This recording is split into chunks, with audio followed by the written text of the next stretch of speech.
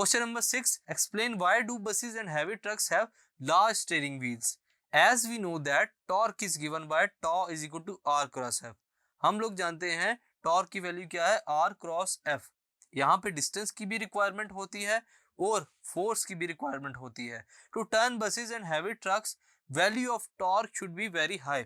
Small steering wheel से बेहतर क्या है हमारे पास, लार्ज स्टीयरिंग व्हील्स, जिनकी मदद से हम लोग हैवी बॉडीज को इजीली मूव कर सकते हैं या टर्न करते वक्त या फिर यू टर्न लेते हुए.